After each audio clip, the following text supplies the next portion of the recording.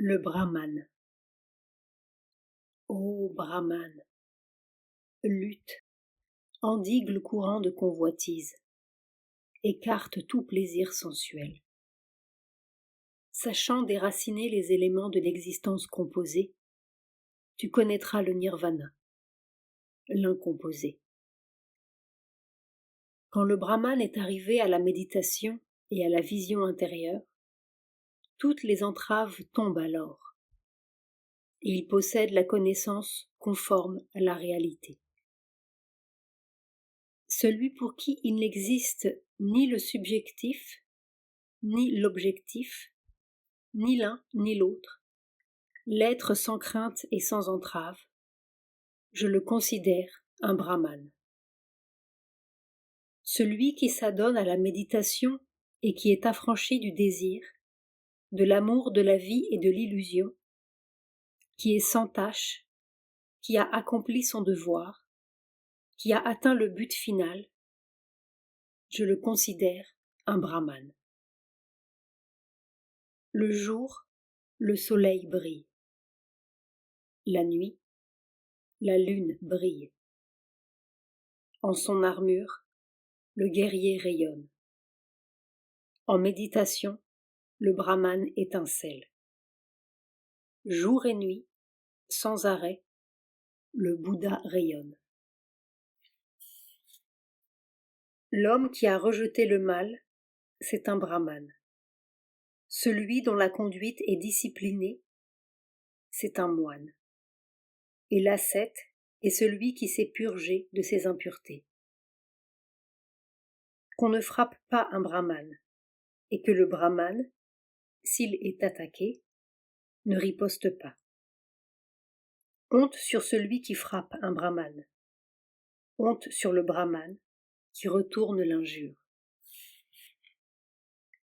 Pour le Brahman, il n'est rien de meilleur que le contrôle du mental et des inclinations mondaines. Autant il supprime la mauvaise intention, autant il apaise ses souffrances. Celui qui ignore le mal dans ses actes, dans ses propos, dans son mental, l'homme voué à cette triple restriction, je le considère un Brahman. Quel que soit celui qui vous enseigna la doctrine du parfaitement éveillé, rendez-lui hommage et vénérez-le comme fait le Brahman devant le feu sacré.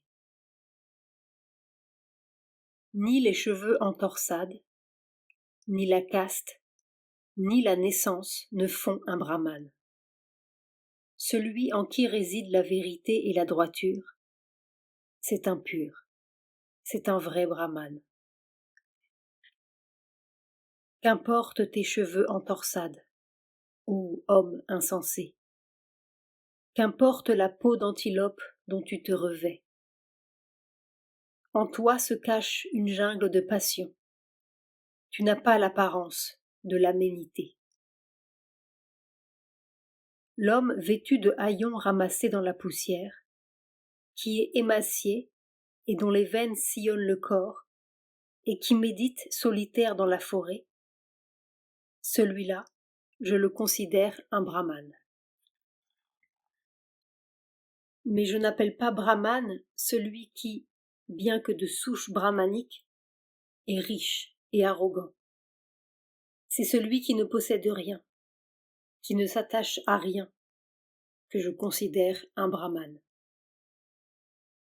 Celui qui a rompu toutes les entraves, qui ne redoute plus rien, qui s'est rendu maître de tous les liens, qui s'est libéré, je le considère un Brahman. Celui qui, petit à petit, a rompu la courroie de la haine, qui a ôté le bandeau de l'attachement, coupé la corde du scepticisme, qui a rejeté le joug de l'ignorance et qui est éveillé, je le considère un Brahman. Celui qui, sans ressentiment, supporte les reproches, les coups et les chaînes, qui a fait de la patience son puissant soutien, je le considère un brahmane. Celui qui est affranchi de la colère, qui est fidèle à sa foi, vertueux et sans convoitise, qui a su se maîtriser et parvenir à sa dernière incarnation terrestre, je l'appelle un brahmane. Celui qui ne s'attache pas plus au plaisir sensuel que la goutte d'eau ne s'attache au pétale du lotus, ou la graine de moutarde à la pointe d'une aiguille, celui-là, je le considère un brahmane. Celui qui, en cette vie-ci, a réalisé la cessation de la souffrance, qui a déposé son fardeau et qui s'est libéré du joug de l'attachement, je le considère un brahmane. L'homme intelligent doué d'une profonde sagesse, discernant la bonne et la mauvaise voie, qui a atteint le but suprême, je le considère un brahmane. Celui qui ne recherche ni la compagnie des laïcs, ni celle des moines, qui ne possède plus de foyer et qui a peu de besoins, je le considère un brahmane. Celui qui ne fait de mal à aucune créature, fût-elle faible ou puissante, qui ne commet point ou ne fait point commettre de meurtre, je le considère un brahmane. Amical parmi les êtres hostiles, calme parmi les violents, désintéressé parmi les intéressés, tel est celui que je considère un brahmane. Celui de qui la luxure et la haine, l'orgueil et l'envie sont tombés, comme la graine de moutarde tombe de la pointe de l'aiguille, je le considère un brahmane. Celui qui ne prononce que des paroles douces, instructives et vraies, et qui n'offense personne, je le considère un brahmane. Celui qui en ce monde ne prend rien qui ne lui ait été donné, que ce soit peu ou beaucoup, court ou long, bon ou mauvais, je le considère un brahmane. Celui qui n'a plus de désir en ce qui concerne ce monde ou l'autre, qui n'a plus ni attache ni joug, je le considère un brahmane. Celui en qui n'existe plus de désir, celui qui a atteint la perfection de la vraie connaissance, qui a écarté tout doute et qui a sondé les profondeurs du nirvana, celui-là, je le considère un brahmane.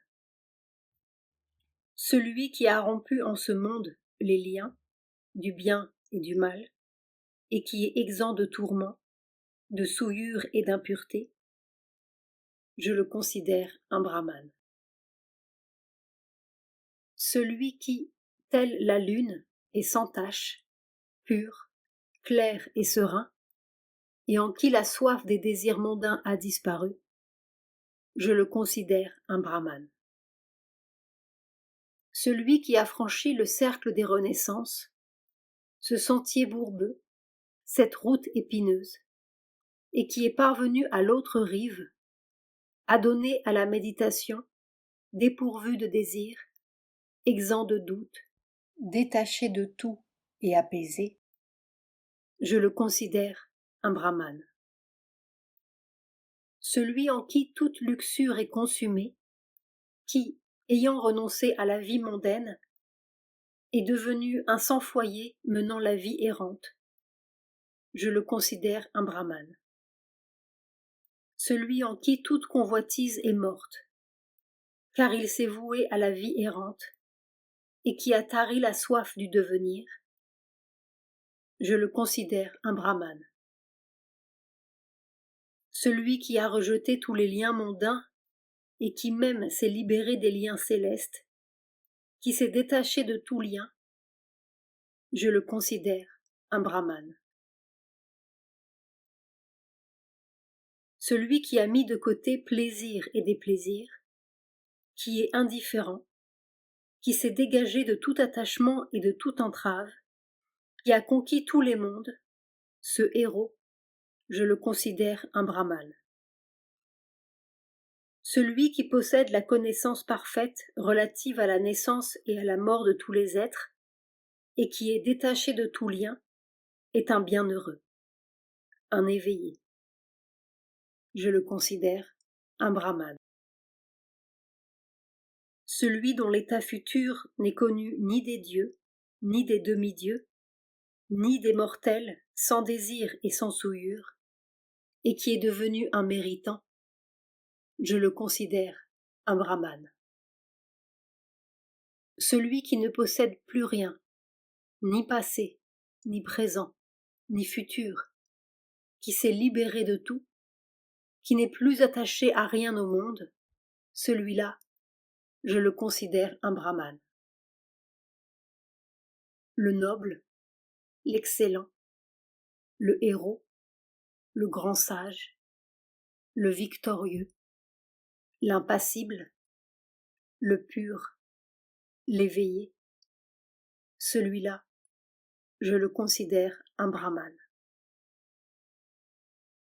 Celui qui connaît ses vies antérieures, celui qui perçoit de son œil mental les séjours célestes et infernaux, et qui est arrivé au terme des naissances, qui a atteint la perfection de la clairvoyance, qui est le sage suprême, le sage accompli de tous les accomplissements, en vérité, je le considère un brahmane. Telle est la conclusion du Dhammapada. Et si nous avons pratiqué seulement, pour reprendre leur image, une graine de moutarde de tout ce que l'on nous a enseigné, eh bien, nous n'aurons pas perdu notre temps. Il y a une chose dont on ne parle pas ici, dans le Dhammapada, un suprême désintéressement et une suprême libération. C'est de suivre la discipline du perfectionnement, la marche du progrès, non dans un but précis, comme celui qui est décrit ici, la libération du nirvana, mais parce que cette marche du progrès est la loi profonde et la raison d'être de la vie terrestre, la vérité de l'existence universelle, et que l'on se met d'accord avec elle, spontanément, quel que soit le résultat. Il y a une confiance profonde en la grâce divine, une soumission totale à la volonté divine, une adhésion intégrale au plan divin, qui fait faire la chose à faire sans se soucier du résultat. Et cela, c'est la libération parfaite. Cela, c'est vraiment l'abolition de la souffrance, la conscience remplie d'une joie immuable. Et chaque pas que l'on fait vous révèle une merveille de splendeur. Nous remercions le Bouddha de ce qu'il a apporté au progrès humain, et comme je vous le disais au commencement, nous essaierons de réaliser un peu de toutes les belles choses qu'il nous a apprises. Mais nous laisserons le but et le résultat de nos efforts à la sagesse suprême qui dépasse toute compréhension. 5 septembre 1958